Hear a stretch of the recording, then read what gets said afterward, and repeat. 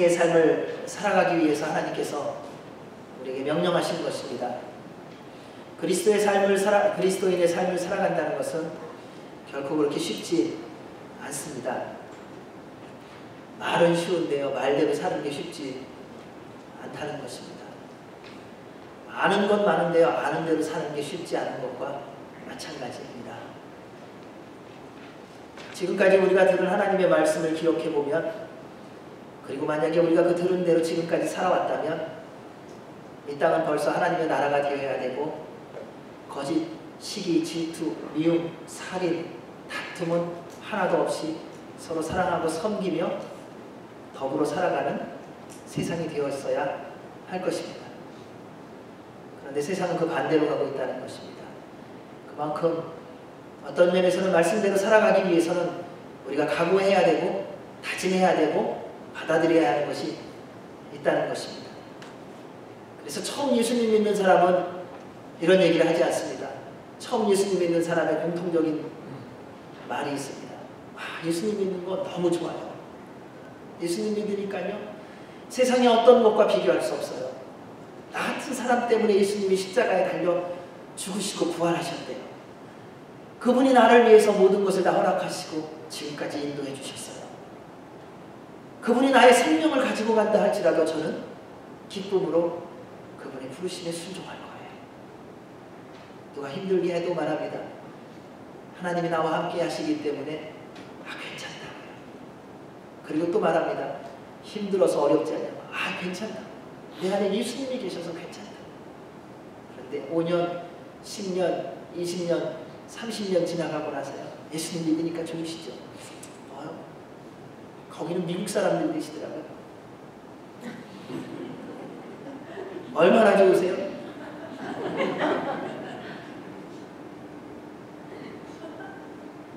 그 다음에 말합니다. 참 예수님 믿는 거 힘들어요. 말씀대로 살려니까 잘 안 돼요. 그냥 우리가 생각하는 이론과 논리로 생각해도 말도 안 되는 얘기 아닙니까? 더 알고 있다면 더 잘 살아야 되는 거고, 더 배웠다면 그대로 이루어져야 되는 것이 우리가 주장하고 우리가 누군가한테 말할 때에 당연한 논리이고 당연한 설득 아닙니까? 수많은 변증을 얘기하고 인문학을 얘기하면서 뭐를 말합니까? 우리가 배우고 익힌 것을 토대로 해서 다 말하는 것 아닙니까? 그런데 우리 삶의 현장에서는 어쩌면 모든 것이 그렇게 반대로 되어가고 있는 것을 보게 되는지. 그러면서도 우리는 계속 그 일이 반복되고 나니까요, 그 다음에 가장 크게 위험한 게 있다. 별일 아닌 것처럼 생각한다는 거예요. 누구나 그렇지. 맞아, 예수님 믿는 거 힘들어서 처음부터 그거 알려줬으면 나 안 믿을 건데 지금 와서 돌이킬 수도 없고, 돌이킬 수 없는 이유가 딱 한 가지더라고. 지금까지 믿은 게 아까워서 못 돌이키겠네요. 지금까지 투자한 게 아까워서 못 돌이켜. 우리가 그렇게 믿어오고 있다면, 그리고 우리가 그렇게 믿어가고 있다면 또 조그만 풍랑이면 언제든지 넘어지고 무너질 수가 아니겠습니까? 누군가 내 마음을 조금만 흔들어버리면 그 흔든 것 때문에 또 당연히 그리고 마땅하게 예수 그리스도께로부터 멀어질 수 있는 그 가능성을 두고 살아가는 것 아니겠습니까? 그런데 우리 주님이 이걸 아시더라는 거예요. 모르시는 게 아니라. 그래서 우리에게 너희가 나를 따라오며 내 사람으로 승리하는 삶을 살기 위해서 꼭 해야 되는 게 있다. 그게 뭐냐면요, 바로 지난주부터 우리가 말씀을 듣고 그리고 보고 있는 하나님의 전신갑주를 입으라는 것입니다. 하나님은 우리에게 적당하게 인생을 살아가라고 말씀하시지 않았습니다. 하나님은요, 여러분 한 분 한 분을 분명하게 부르셨습니다. 하나님의 콜링은 분명합니다. 다른 사람하고 비교하지 마시기 바랍니다. 여러분을 향한 콜링은 여러분에게만 주어진 하나님의 부르심이에요. 하나님, 저 사람은 왜 높은 자리로 불렀고 나는 왜 낮은 자리로 불렀습니까? 저 사람이 이렇게 많은 부자의 삶을 살도록 불러주셨고 왜 나는 가난한 자의 삶을 살도록 부르셨습니까? 그거는 우리가 따질 일이 아닙니다. 그냥 하나님이 정하셨어요. 그냥 그 부르심에 순종하세요. 그리고 거기에 맡겨진 사명대로 사시기 바랍니다. 부자에게 하나님이 주신 사명이 있습니다. 내가 네게 물질을 맡겼으니 가난하고 연약한 자에게 나누고 돕고 섬겨라. 그리고 그에 대해서 주님의 날에 주께서 그 사람에게 물으실 거예요. 우리가 그 사람이 어떻게 살았느냐 판단할 필요가 없다는 것입니다. 가난한 자로 살았던 사람도 마찬가지입니다. 여러분, 가난한 것이 자랑할 만한 것은 아니지 않습니까? 그런데 하나님이 그렇게 부르셨다면 그것을 기뻐하시고 감사함으로 받아들이십시오. 하나님, 지금 저의 삶이 가난하고 부족하지만 주님이 저를 이렇게 부르시고 저에게 맡겨주신 사명대로 예수 그리스도의 복음의 증인으로 맡겨주신 삶의 현장에서 감사로 기쁨으로 살겠습니다. 그리고 하나님 때에 하나님 앞에 주님이 물으시는 삶에 대해서 대답하시면 돼요. 사람들이 보여지는 것, 사람들이 비교하여 판단하는 것에 마음 빼앗기지 마시라는 겁니다. 우리 하나님, 우리에게 분명한 부르심과 사명을 주셨습니다. 그리고 오늘 우리에게 하나님의 전신갑주를 입으라고 말씀하십니다. 어디를 가든지 복장이 달라지지 않습니까? 여러분, 면접하러 가는데 등산복 입고 가는 사람 없잖아요. 운동하러 가는데 정장을 입고 가는 사람 없습니다. 그렇게 입고 가면 제정신이 아닌 겁니다. 그것은 맞지 않는 것입니다.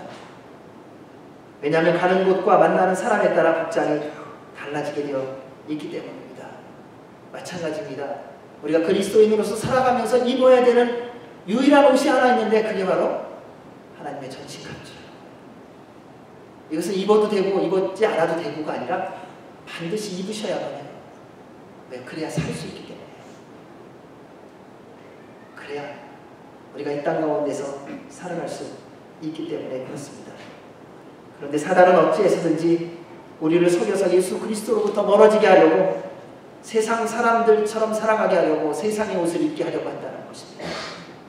명예의 옷, 권력의 옷, 보여지는 옷들에 대해서 관심을 많이 갖게 합니다. 그래서 많은 남자들에게 자존심 상하는 이유가 뭐냐면요, 한 직장에서 20년을 다녔는데 진급이 순서대로 되지 않으면 자존심을 상해서, 내가 이 정도 됐으면 지금 전무의 옷을 입어야 되는데 못 입었다는 거죠.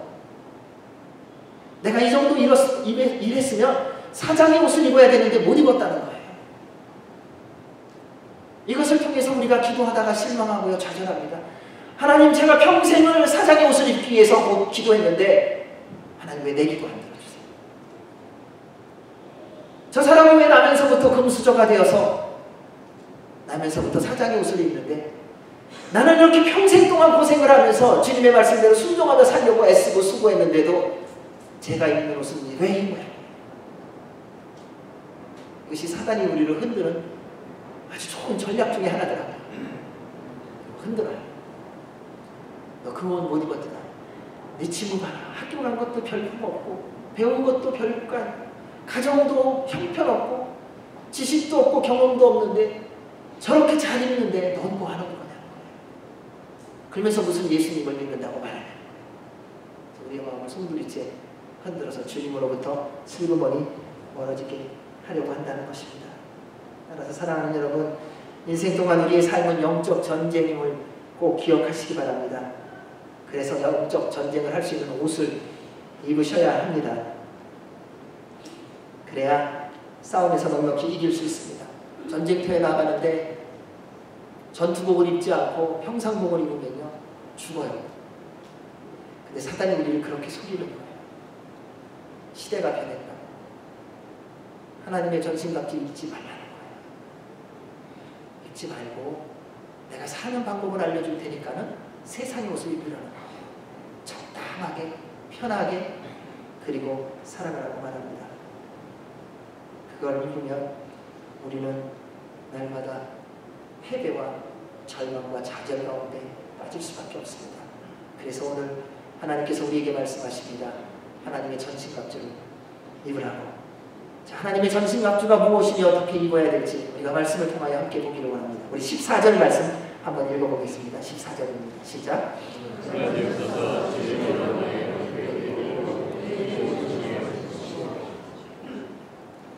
옷을 입으려면 가장 먼저 해야 되는 일이 있습니다. 서야 됩니다. 그런즉 서서. 근데 시대가 변해서인가요? 요즘에는 너무 편리한 것을 원해서 다 누워서 입으려고 하세요. 그 누군가 입혀주기를 원합니다. 내가 스스로 입는 것조차도 힘들어서 쓰려고 하지를 않아요. 얼마나 편리한 시대인지 모릅니다.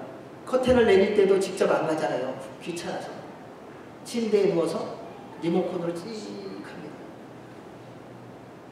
근데 계속 그렇게 하다 올렸다 내렸다 올렸다 내렸다 뭐가 됩니까? 고장나요. 고장나면 손으로 올렸던 게 얼마나 좋았는지 그때 깨달아요. 우리는 인생을 살아가면서 얼마나 미련한지 모릅니다.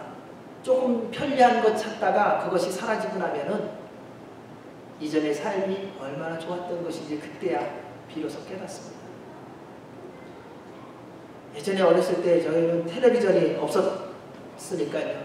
동네에서 텔레비전 키러 가면은 다 쌀가게 앞에서, 왜 쌀가게에서 보였는지 모르겠어요. 쌀가게 앞에서 앉아가고 기밀 레슬링 박치기 본다고 막 모여갖고 앉아있으면 쌀가게 주인이 오지마 2m 띄워놓고서 그 안에 오면은 때리고요. 그때는 요즘 같으면 수해갖고 다 잡혀갔을 텐데 때려도 뭐라고 말 못하고 그냥 다 뒤에 앉아갖고 또 앞자리는 또 할아버지 할머니들 앉으셔야 되잖아요.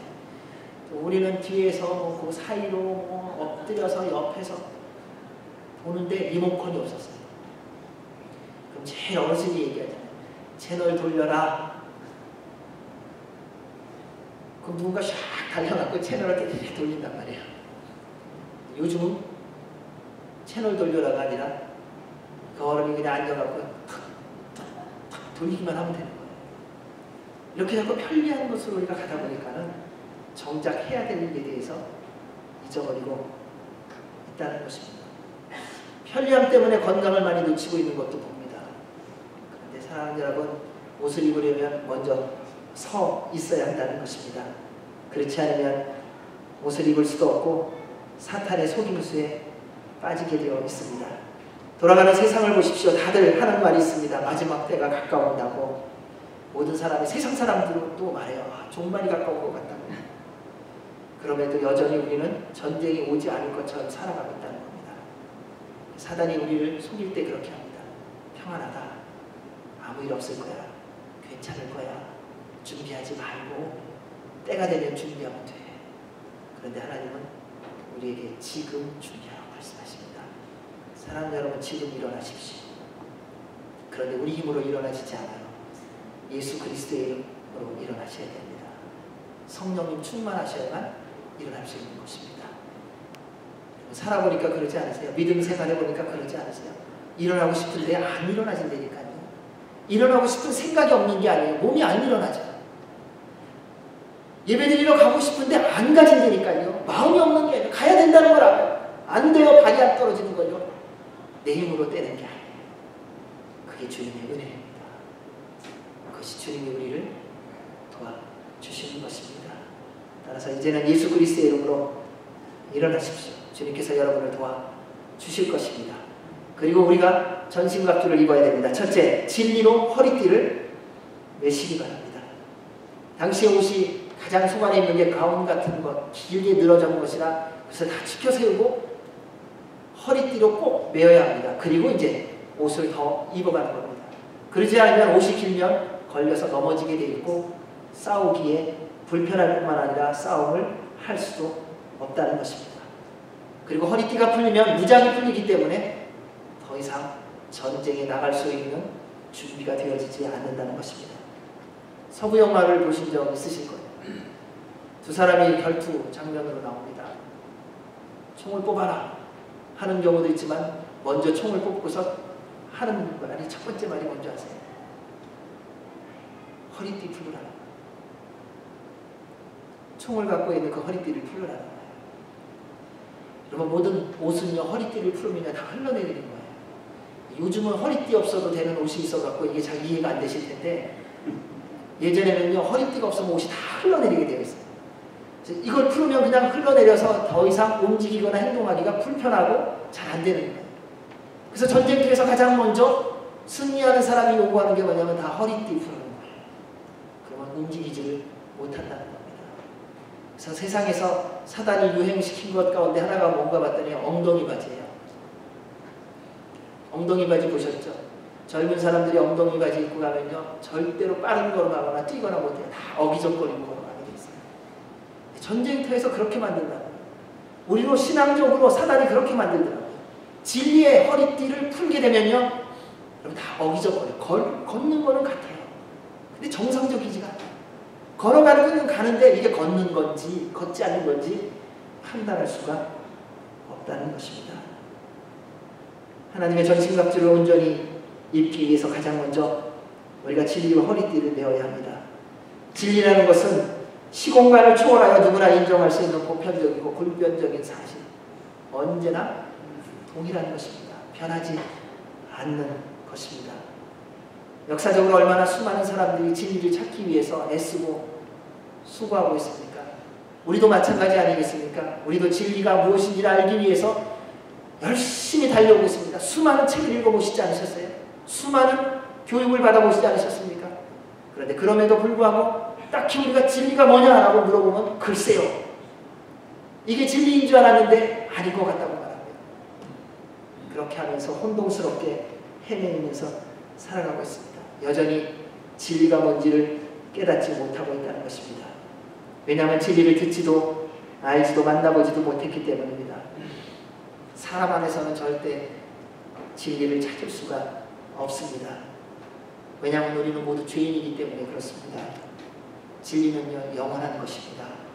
진리는 불변하는 것입니다. 진리는 자유케 하는 것입니다. 모든 사람이 진리에 대하여 목마름이 있는 이유는 간단합니다. 하나님이 그렇게 지어 주셨기 때문에 그렇습니다. 하나님이여 우리의 심령 가운데에 진리를 사모하는 마음을 주신 거예요. 그래서 자꾸 진리에 대해서 목마른 거예요.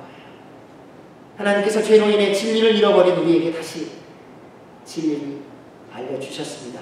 우리 요한복음 8장 31절 32절과 요한복음 14장 6절 함께 읽어보도록 하겠습니다. 시작.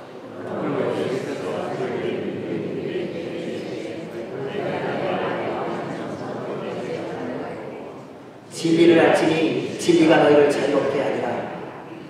예수께서 이르시되 내가 곧 길이요 진리요 생명이니 나로 말미암지 않고는 아버지께로 올 자가 없느니라. 진리는 예수 그리스도이십니다. 진리이신 예수님 안에 생명이 있고 빛이 있고 불변함이 있고 영원함이 있습니다. 예수 그리스도를 만나지 못하면 진리를 만날 수가 없습니다. 예수 그리스도를 듣지 못하면 진리가 무엇인지 알 길이 없습니다. 그동안 우리는 어쩌면 예수라는 이름은 많이 들었는지는 모르지만 하나님의 아들이신 진리이신 예수 그리스도를 어쩌면 한 번도 못 만나본지도 모릅니다. 만약에 진리이신 예수 그리스도를 만나지 못했다면 그동안 얼마나 오랫동안 교회를 다녔느냐가 중요한 것이 아니라 우리 안에 예수님으로 말미암은 자유함을 경험하지 못하셨을 것입니다. 왜냐하면 그분의 이름은 들었으나 그분을 믿어본 적이 없기 때문에 그렇습니다. 그분의 이름은 들었으나 그분을 만나본 적이 없기 때문에 그렇습니다. 너무나도 많은 사람들이요, 한번 지나가는 얼굴을 본 것을 가지고 안다고 말합니다. 예전에 이런 일이 한 번 있었습니다. 제가 아는 분인데요, 대통령하고 사진을 찍었다는, 정말이요, 찍었다는 사진을 보여주시더라고요. 본인은 앞에 있고요, 대통령은 여러 사람들 속에서 저 뒤에 있더라고요. 찍은 건 맞아. 근데 우리는 그렇게 여깁니다. 여러분, 교회를 왔다 갔다 하면서 교회 왔다고 예수님 믿는다고 말해요. 예수님을 믿으면 교회 오는 건 당연합니다. 그런데 교회 온 것이 예수님을 믿는다라고 말하는 것으로는 부족합니다. 그리고 얘기해요. 나 예수님 알아. 그리고 예수님에 대해서 물어봐. 예수님이 누구세요? 아니, 나 안 되니까. 그것도 모르면서 무식하게, 그것도 모르면서 질문하지 말라. 그건 본인이 정말 모른다는 거예요. 여러분, 정말 아는 사람은요, 내 안에 계신 예수 그리스도를 말할 수밖에 없는 거예요. 그분에 대해서 전할 수밖에 없는 거예요. 오늘날 우리가 예수님에 대해서 물으면 할 말이 없는 이유가 뭡니까? 내 안에 예수 그리스도가 계시지 않기 때문에. 여러분, 자기가 믿고 있는 것, 자기가 소중하게 여기는 것, 자기 안에 있는 것은요, 누가 물어보면요, 열심히 얘기하게 되어 있는 거예요. 다른 사람들이 표현하지 못하는 표현까지도 동원해서 그것을 다 표현하게 되어 있는 거예요. 여러분, 사랑하는 아들이 있으세요? 아들에 대해서 물어보면 뭐라고 말씀하세요? 그 아들이 말하지 않은 것까지도 다 표현하지 않으세요? 내 아들은 이런 생각이 있었어. 내 아들은 이렇게 생겼어. 내 아들의 삶은 이랬어. 아들이 그것을 말한 적도 없어요. 그런데 그것을 부모가 사랑하기 때문에, 내 마음에 있기 때문에, 내가 경험했기 때문에 다 말하지 않습니까? 진리이신 예수님을 만나면 우리가 진리로 가게 되어 있다는 것입니다. 사랑하는 여러분, 예수님 안에 거하면요 방황하지 않습니다. 예수님 때문에 자유하기 때문에요. 자유하게 사는 사람은 모든 상황 속에서 기쁨과 감사로 살아가게 되어 있습니다. 그래서 사탄이 제일 무서워하는 게 뭔지 아세요? 진리로 허리띠를 매는 거예요. 그래서 자유하게 사는 사람이에요. 그러면 건드려도 소용이 없거든요. 뭘로 건드려도 움쩍달싹하네요. 어떤 사람은 돈으로 건드리면 한꺼번에 확 무너져. 어떤 사람 명예로 건드리면 한꺼번에 확 무너져. 어떤 사람 건강을 건드리면요 그냥 죽을까봐 저는 확 도망가요. 근데 거기 가서 죽어요. 근데 진리로 자유하게 사는 사람은요 어떤 환경 속에서도 기쁨으로 감사로 살아간다는 것입니다. 죽음도 두려워하지 않습니다. 오해나 무시당함과 억울함도 두려워하지 않습니다. 따라서 사랑하는 여러분, 감당할 수 없는 그리스도인의 삶을 살아가시기 바랍니다. 그것이 바로 예수 그리스도이신 진리이신 예수 그리스도를 믿는 믿음으로 살아가는 것입니다. 그 진리로 허리띠를 꼭 매시기 바랍니다. 영적 전쟁의 승리의 기쁨을 맛보며 주님의 기쁨과 영광을 누리며 살게 해주실 줄로 믿습니다. 두 번째는 의의 호심경을 붙이셔야 합니다. 호심경은 갑옷의 가슴 쪽에 붙이는 겁니다. 그런데 이게 우리 생각하시고 가슴만 붙이는 게 아니라 찾아보니까요 목에서부터 허리까지, 이 허벅지까지 이렇게 다 가리는 거더라고요. 그래서 굉장히 사실 큽니다. 크고, 그러니까 이게 또 철판 같은 거로 되어 있으니까 얼마나 무겁겠습니까? 근데 그것을 붙이라는 것입니다. 그것은 우리의 모든 가장 중요한 심장, 폐 모든 것들을 보호해주는 역할을 합니다. 전쟁에 나가면 창과 화살, 칼이 어디에서 공격해 올지 모릅니다. 한 사람하고만 싸우면야 뭐 어떻게 막을 수 있겠지만 일대 다수가 될 경우에는요 뭐 왼손 오른손으로 뭐 이렇게 한두 개는 막지만은 정작 또 옆에서 오는 또 뒤에서 오는 창이나 활은 내가 피할 길이 없지 않습니까? 그래서 이 호심경이 꼭 필요합니다. 근데 무겁고 불편할 겁니다. 그래서 사단이 말합니다. 전쟁에 나가려면 가벼워야 되지 않냐. 싸우려면 칼싸움 잘하려면요 무거워갖고 이게 움직여지는 게 이게 느리잖아요. 여러분 여기 한 10kg, 20kg 되는 갑옷을 입었다고 생각해 보십시오. 칼을 들었어요. 이거를 여기서부터 치려면 슬롭이 되어잖아요. 무거워서 몸이. 그리고 한번 내려갔다 올리려면 또 힘들어. 그래서 사단이 기가 막히게 우리를 속입니다. 여러분 사단은 똑똑합니다. 우리보다 훨씬 더 똑똑할 때가 훨씬 많아요. 그래서 우리로 논리로 이론으로 하면요 이겨낼 재간이 없습니다. 그래서 말합니다. 그러니까 벗으라. 그래서 벗는 사람들이 얼마나 많은지요. 근데 그것을 벗는 순간 우리는 죽습니다. 말씀은 호심경은 의라고 말합니다. 사탄은 모든 방법을 동원해서 우리로 의의 호심경을 입지 못하게 하려고 합니다. 왜냐하면 의의 호심경을 입으면 우리의 몸, 우리의 삶이 도움을 받습니다. 여러분 의의 호심경을 입으면 삶이 거룩해진다는 거예요. 우리의 삶의 태도가 거룩해져요. 의를 던지기 때문에요. 세상 사람들과 점점 더 구별되어진다는 것입니다. 언제나 말씀을 듣고 믿고 순종하며 살아가게 됩니다. 의의 호심경은 우리의 노력과 수고로 만들어지거나 입는 것이 아니라 예수 그리스도를 믿음으로 하나님의 은혜로 주어진 의이기 때문에 더욱 그렇다는 것입니다. 따라서 사랑하는 여러분, 거룩한 삶을 살아가십시오. 거룩한 삶이 여러분의 몸을 보호해 줍니다. 우리는 몸을 보호하기 위해서 엉뚱한 세상의 것 붙이려고 합니다. 물질로, 힘으로, 지식으로, 경험으로 그것으로 몸을 붙인다고 보호받는 게 아닙니다. 거룩한 삶을 사셔야 돼요.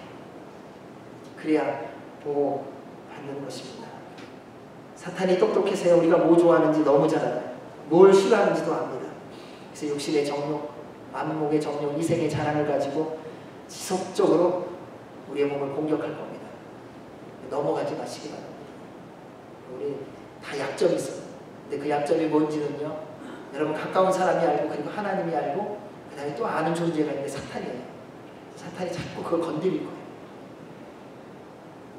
그래서 어째서든지 의롭게 살지 못하려고, 거룩한 삶에서 벗어나게 하려고. 혹시 드라마 좋아하는 분 계시다면 이제는 드라마를 좀 줄이시기 바랍니다. 왜냐하면 내 인생에 드라마가 없으면 무슨 위로로 사나? 근데 그 위로 때문에 망합니다. 여러분 말씀 읽을 때는 얼마나 어렵고 힘듭니까? 근데 드라마가 한번 시작되면 너무 짧지 않습니까? 근데 2시간이 지났어요. 제가 한번 경험한 적이 있는데요. 예전에 벌써 20년 가까이 되는 것 같아요. 무슨 음식 드라마였는데요. 무슨 음식 드라마인데 한번 봤다가요, 한국에 있는 무슨 조선시대인지 언제인지, 네. 근데 한번 보니까 대작품. 네. 한 편 보고 2편이 그냥 막 기대되는 걸 보면서 와, 이거구나. 세상이 우리를 이끌어갈 때의 능력이 여기 있구나. 그럼 영화 1편 나오고 나면 2편을 기대하시잖아요. 네, 여러분 어떠세요? 말씀 에베소서 읽으시면은 그 다음에 빌립보서가 기대가 되세요? 에베소서 여기서 그냥 끝나자. 성경은 왜 6장까지나 써있나? 창세기 시작하고 그 다음에 계시록 끝나면 얼마나 좋겠습니까? 그 사이에 64권이 또 들어가 있어요. 여러분 우리가 주님의 말씀을 읽을 때 그 다음 편이 기대되는가? 저는 그렇게 됐으면 좋겠어요. 그건 거룩한 삶을 살아야만 가능하다는 것입니다. 그래서 사랑하는 여러분, 세상의 공격으로부터 여러분의 몸을 거룩히 구별하십시오. 술 취하지 마시기 바랍니다. 마약에 취하지 마시기 바랍니다. 도적질하지 마시기 바랍니다. 거짓말하지 마시기 바랍니다. 너무 세상의 것에 익숙하여 들어가서 남의 것을 빼앗기를 원하는 불로소득을 원하지도 마시고요. 도박을 하지도 마시고요. 세상의 방법으로 살아가는, 세상으로 끌려갈 만한 어떤 것에 대해서도 여러분이 아실 거예요. 각자가 아실 거예요. 안 된다고 말하지 마십시오.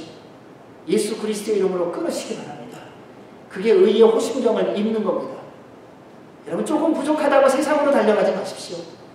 하나님이 부르시면 다 모아놓은 거 그냥 두고 가는 거예요. 필요한 것이 있다면 하나님이 다 채워주실 거예요. 그것이 주님을 믿는 믿음으로 의의 호심경을 입는 것입니다. 삶을 거룩하게 하십시오. 그래야 승리할 수 있습니다. 우리 베드로전서 1장 14절 16절 말씀을 읽겠습니다. 시작. 너희가 순종하는 자식처럼 전에 알지 못할 때는 너희 사역을 본받지 말고 오직 너희를 부르신 거룩한 이처럼 너희도 모든 행실에서 거룩한 자가 되라. 기록되었으되 내가 거룩하니 너희도 거룩할지어다 하셨느니라. 거룩한 삶을 살면 영적으로도 육적으로도 건강해지고 거룩해질 것입니다. 우리 15절 말씀 읽겠습니다. 15절 시작.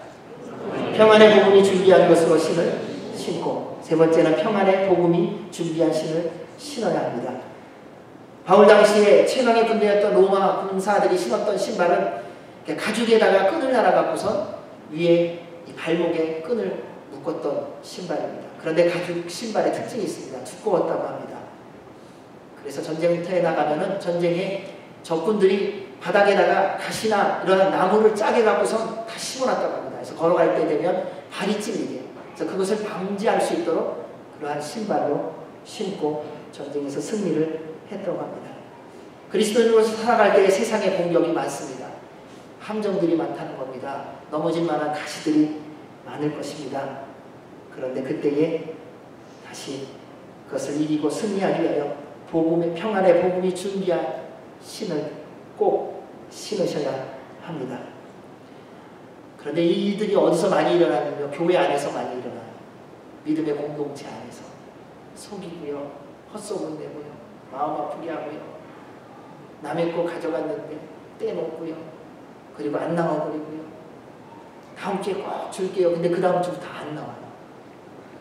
별의별 일이 많이 있습니다. 여러 가지 많이 가시적인 일들이 많습니다. 그래서 우리 주님께서 말씀하십니다. 평안의 복음의 신을 신라고요. 그래서 사랑하는 여러분, 우리 주님이 하신 말씀을 기억하십시오. 하나님 앞에 설 때까지는요, 믿음의 공동체이지만요, 가라지와 알곡이 같이 있습니다. 왜 교회 안에 그런 일이 있느냐, 그렇게 생각하지 마세요. 교회 안에요, 별의별 일이 다 있더라고요. 교회 안에 사기꾼이 있고요, 교회 안에 강도도 있고요, 교회 안에 살인자도 있고요, 별의별 사람 다 있습니다. 어떻게 이런 일이 있을 수 있느냐. 그런데 그것도 주님께서 우리에게 조금 전에 드린 말씀대로 말씀하셨어요. 밤에 알곡을 뿌릴 때에 마귀가 와서 가라지도 함께 뿌려왔다는 거예요. 그래서 추수 때까지 기다리세요. 그리고 먼저 가라지를 담으로 묶어 태워버리고요. 알곡은 모아 곳간에 드리게 할 것입니다.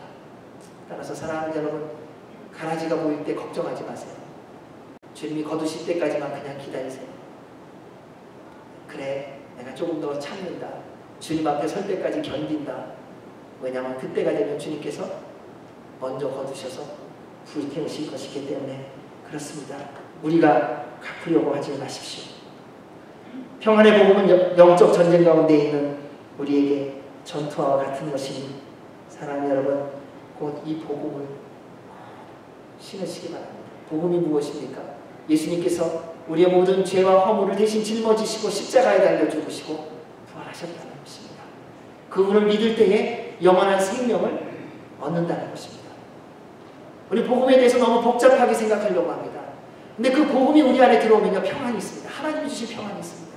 그래서 이 땅 가운데서 어떤 일을 겪어도 별로 힘들지 않아요.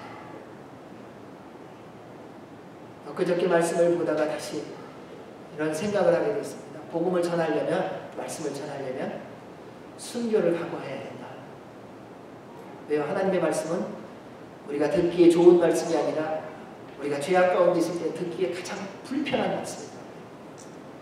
우리는 말씀을 들을 때도 그런 생각하지 않습니까? 내가 듣게만 해라. 듣게만 하면 내가 안 듣느냐는 거예요.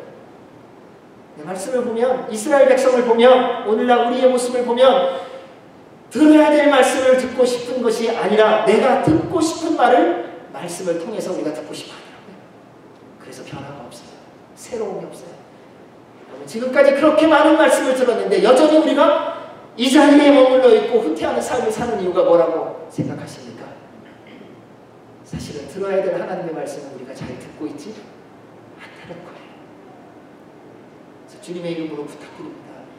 사랑하는 여러분, 주님의 십자가의 말씀을 들으시기 바랍니다. 그래야 부활의 영광 가운데 이룰 수 있는 것입니다. 그것이 우리 복음의 평안의 복음의 신입니다. 그것을 신어야 이 땅 가운데서 넉넉히 이기며 살아갈 수 있는 것입니다. 우리 16절 말씀 읽겠습니다. 16절 시작. 능히 악한 자의 모든 불화사를 소멸하고 넷째 믿음의 방패를 취하십시오. 당시에 군인들이 큰 방패를 가졌다고 합니다. 그래서 우리 영화를 보면 왜 로마 군인들이 방패를 사각형 방패 쫙 하면은 웬만한 거 다 나갔습니다. 그처럼 방패는 모든 불화살로부터 보호를 받게 하는 것이라는 겁니다. 방패가 튼튼하면 괜찮습니다. 캡틴 아메리카 혹시 보셨어요? 저는 보지 않았는데 어쨌든 선전만 한번 본 적이 있습니다. 총알도 맞더라고요. 총알도 맞고 대포도 맞고 별의별 걸 다 맞더라고요. 그래서 이거다. 믿음의 방패가 그거 같은 거예요. 정말 믿음의 방패를 갖고 있으면요, 세상에 어떤 공격이 와도 보호를 받습니다. 믿음은 사탄의 모든 불시험을 막아주는 방패와 같습니다. 어떤 공격을 받느냐가 문제가 되지 않습니다. 예수님을 믿는 믿음의 방패를 갖고 있다면 어떤 상황, 어떤 형편 속에서도 보호를 받고 이길 수 있습니다. 믿음은요, 인생을 살아가면서 겪는 고난, 환난, 시련, 낙심, 절망, 실패, 패배, 억울함, 무시당함으로부터 보호를 받게 하는 하나님의 선물이에요. 믿음의 사람들을 보십시오. 그들의 믿음으로 모든 것을 다 얻지 않았습니까? 저는 말씀을 읽을 때마다 믿음이 이런 것이구나라고 생각하는 것 중에 여러 가지 중에 한 분이 12의 혈육 중 알았던 여인이에요. 아무도 모르게 예수님 뒤로 갔어요. 무리들 속에서 혹시 발견될까봐 몰래 갔어요. 그리고 예수님의 옷자락이 소리를 냈어요. 나왔어요. 근데 주님이 그걸 아시고 그 여인을 불렀어요. 그리고 주께서 말씀하시는 게 있습니다. 내 믿음이 너를 구원하였다. 사랑하는 여러분, 믿으면 왜 그게 능력인 줄 아세요? 믿으면요, 그 믿는 대로 행동하기 때문에 그래요. 믿는 대로 순종하는 거예요. 정말 믿음입니다. 그래서 세상의 세력이요, 그 믿음도 왜곡시켜서 우리에게 속이고 있다는 것입니다. 다니엘의 세 친구를 보십시오. 하나님을 믿는 믿음으로요, 어느 정도로 담대했냐면요, 풀무불을 7배로 뜨겁게 한대요. 그래서 던지겠다고 경고해요. 그 당시 왕은요, 곧 법이에요. 법 위에 왕이 있었던 거 아닙니까? 그런데 그러한 왕의 엄히한 명령 앞에서도 담대합니다. 왕이시여, 살아계신 하나님께서 우리를 구원해 주실 것입니다. 자, 이게 믿음의 고백입니다. 그리고 말합니다. 그러나 만약 하나님께서 때가 되어서 우리를 하나님의 나라에 불러주셔서 이 땅 가운데서 죽게 된다 할지라도 그럼에도 불구하고 저희들은 왕의 세운 신상에게 절하지 않겠습니다. 이게 믿음의 고백이에요. 이게 믿음의 방패를 갖고 있는 삶의 태도예요. 여러분, 우리가 그렇게 할 수 있는가 하는 거예요. 저는 저와 여러분이 그렇게 했으면 좋겠어요. 우리 언젠가 다 죽는 거 아닙니까? 언젠가 인생을 다 마무리할 거 아니겠습니까? 인생 가운데서 뭐가 미련이 있어서 뭘 붙잡고 살아가려고 하십니까? 주님이 우리를 부르신다면 우리는 그분의 나라로 들어가는 것이 인생의 최종 목적지 아닙니까? 다른 모든 것들은 그 목적지에 가기 위해서 필요한 도구일 뿐이에요. 우리 자꾸 도구 때문에 목적지를 잊어버릴 때가 너무 많더라고요. 사랑하는 여러분, 주님을 믿으시죠? 그래서 믿음으로 순종하며 살아가시기 바랍니다. 주께서 여러분의 모든 환난, 고난, 절망, 아픔, 무시당한, 억울함 다 알고 계세요. 그래서 믿음을 주시는 거예요. 믿음의 방패가 있는지 없는지를 확인하는 비밀이 있더라고요. 뭔지 아세요? 공격을 받아야 돼요. 맨날 방패 있다고만 얘기해요. 그리고 정작 공격을 하면 다 맞으면 다. 장렬하게 전사하냐. 그리고 주님으로부터 떠나요. 진짜 내가 방패가 있는지 없는지는요, 환난과 고난을 받아보면 알아요. 무시받아보면 알아요. 억울함을 겪어보면 알아요. 예수 그리스도의 이름 때문에 핍박을 받아보면 알아요. 그러면 내가 믿음의 방패가 있는지 없는지. 그래서 우리 주님께서 믿음의 방패를 주시고 꼭 하시는 게 있어요. 고난을 허락해 주세요. 시련을 허락해 주세요. 억울함을 허락해 주세요. 저는 종종 생각하는 게 있습니다. 주님 앞에 섰을 때에 내 마음이 문드러져 있는지 아닌지를 봐야 된다는 거예요. 왜 세상 살아가면서 마음 문드러지지 않는 삶을 산 사람은 어쩌면 가짜더라고요. 주님 앞에 섰을 때 내 마음에 다 녹아있어요. 너무 기가 막힌 일이 많아갖고 예수님 말씀대로 살려고 그래서 다 문드러져 있어요. 그래서 주님께서 그 문드러진 마음을 다시 다 회복해 주시고, 근데 그것을 견디게 하는 게 바로 믿음의 방패라는 것입니다. 그래서 히브리서 11장 우리 1절에서 3절 말씀 한번 읽겠습니다. 시작.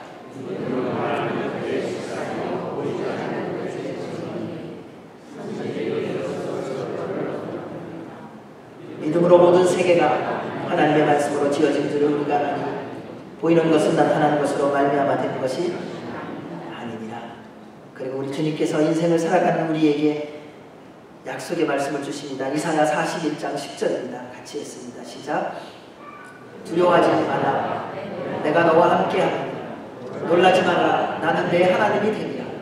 내가 너를 굳세게 하리라. 참으로 너를 도와주리라.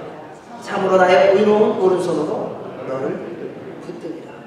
사랑하는 여러분, 믿음은 하나님을 기쁘시게 합니다. 믿음은 하나님의 모든 말씀에 순종하며 살게 하는 힘이기 때문입니다. 믿음은 하나님의 능력을 경험하는 통로입니다. 세상의 모든 불화살이 올 때에 믿음의 방패로 넉넉히 이기시기 바랍니다. 그때 주님이 주신 그 선물을 누릴 줄로 믿습니다. 우리 17절 말씀 읽겠습니다. 17절입니다. 시작. 하나님의 말씀을 가자. 다섯째, 구원의 투구를 쓰셔야 합니다. 투구는 머리를 보호하는 겁니다. 잘 압니다. 근데 머리가 없으면 싸울 수가 없습니다. 그런데 우리는 머리 없이 싸우려고 하는 때가 많습니다. 우리의 머리는 예수 그리스도이십니다. 교회의 머리는 예수 그리스도이십니다. 사랑하는 여러분, 여러분의 머리가 보호되는 것은 여러분의 삶의 주인이, 여러분의 생각의 주인이, 여러분의 모든 것의 주인이 예수 그리스도가 되실 때만 가능합니다. 내가 노력해서 내 머리가 보호되는 것이 아니라 우리의 삶의 주인이 예수 그리스도가 되어야만 우리가 보호를 받습니다. 구원은 예수님을 믿음으로만 받게 하셨습니다. 그래서 사도행전에 말씀합니다. 다른 이로서는 구원을 얻을 수 없나니 오직 그리스도 예수 한 분 외에 다른 어떤 이름도 우리에게 주신 적이 없다고 말씀하셨습니다. 그리스도의 몸된 교회는 머리이신 예수님의 말씀대로 순종하며 살아갈 때에만 비로소 건강하고 정상적으로 영적 전쟁에서 항상 승리할 수 있습니다. 투구가 머리를 보호하듯이 예수님이 우리를 보호해 주십니다. 그게 바로 구원의 확실입니다. 여러분, 구원받았음을 늘 확인하시기 바랍니다. 평상시에 다 잊어버렸다가 어느 날 갑자기 생각나는 게 아니라 늘 확인하셔야 됩니다. 왜 언제 주님이 부르실지 모르거든요. 주님이 내가 너 부른다가 아니라요. 그냥 주님 때가 되면 우리 부르세요. 그때 가는 거예요. 주님의 영원한 품으로.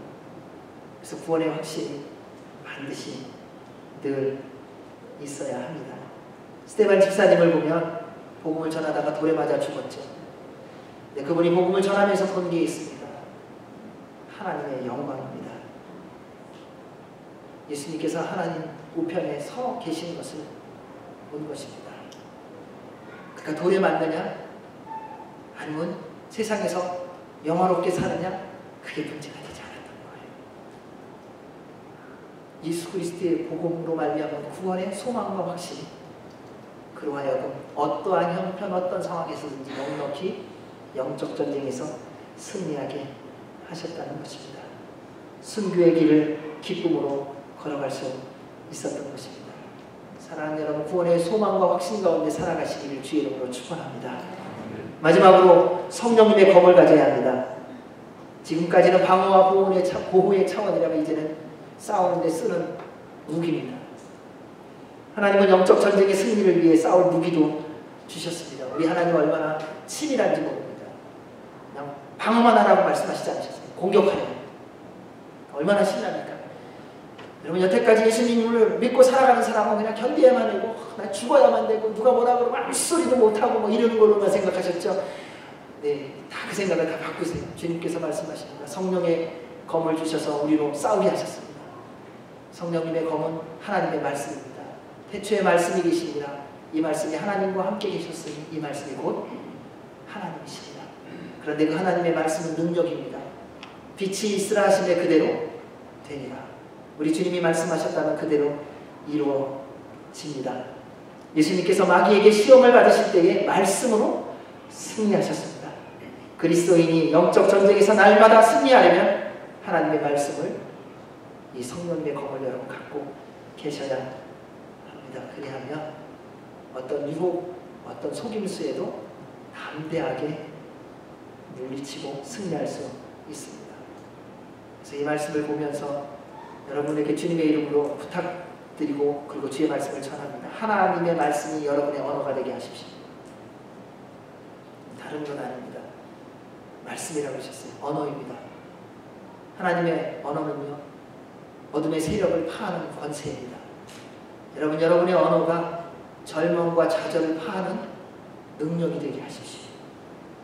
하나님의 말씀은요, 죽은 자를 살리는 능력입니다.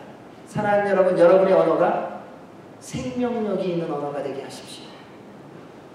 이것이 하나님의 언어를 갖고 있는 것, 성령님의 검을 소유하고 있는 것입니다. 기적이 일어날 겁니다. 죽어가는 사람이 여러분의 언어를 듣고 일어날 것입니다. 왜요? 그 언어가 하나님의 말씀이기 때문에. 좌절 가운데 있는 자가 여러분이 선포한 그 말 때문에 소망과 희망 가운데 다시 일어나게 될 것입니다. 왜냐하면 그 안에 주의 능력이 있기 때문에 그렇습니다. 주님이 말씀하신 대로 모든 것 이루어지지 않았습니까? 병든 자에게 일어나라고 했을 때 일어났습니다. 38년 된 환자에게 말씀하셨습니다. 내 병상을 들고 일어나라. 아니 그가 38년 동안 누워있다가 병상을 들고 일어나 걸어갔다는 사실입니다. 베드로와 요한이 성전 미문에서 나면서부터 안진뱅이 된 자에게 말했습니다. 내게 은과 금은 없지만 내게 있는 것으로 내게 주노니 곧 나사렛 예수 그리스도의 이름으로 명하노니 일어나 걸으라.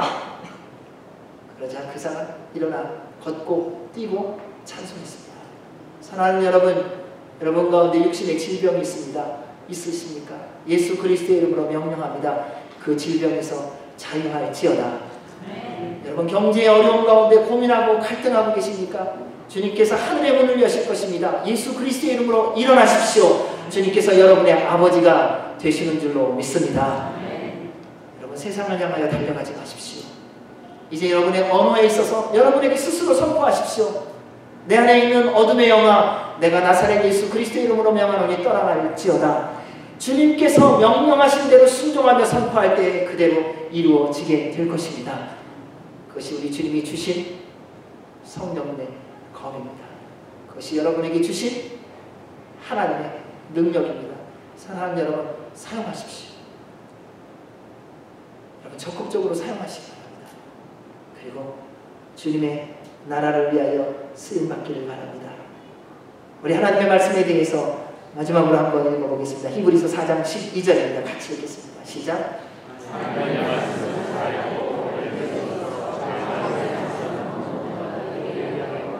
魂과 영과 관절 골수를 찔러 쪼개기까지 하여 또 마음의 생각과 뜻을 판단합니다. 사랑하는 여러분, 그리스도인으로서 인생을 사는 동안 반드시 영적 전쟁의 삶을 살아가게 되실 것입니다. 이제 승리의 삶을 시작하셨습니다. 이제 모른다고 하지 마시기 바랍니다. 하나님의 전신갑주를 믿음으로 입으시기 바랍니다. 그리고 벗지 마세요. 제발 부탁합니다. 하나님 제가 5분만 쉴게요. 그냥 입고 쉬세요. 투구도 벗지 마시고요. 신발도 벗지 마세요. 어떤 사람 그런 분이 있어요. 쉬려면 5분을 쉬어도 다 벗고 쉬어야 된대요. 제발 벗지지 마세요. 그것 때문에 죽은 거예요. 꼭 다 쓰고 쉬세요. 너무 피곤하면 앉으실 때 다 투구도 갑옷도 검도 다 들고 앉으세요. 그러면 언제든지 공격할 때에 즉시로 일어나 함께 싸울 수 있기 때문에 그렇습니다. 사랑하는 여러분, 이제는 성령님 충만하셔서 하나님의 전신갑주를 날마다 입으시기를 주의 이름으로 축원합니다. 그로 말미암아 남은 평생 그리스도의 승리의 삶을 그리고 하나님의 영광과 기쁨과 자랑이 되시는 주의 백성들이 되시기를 주의 이름으로 축원합니다. 네.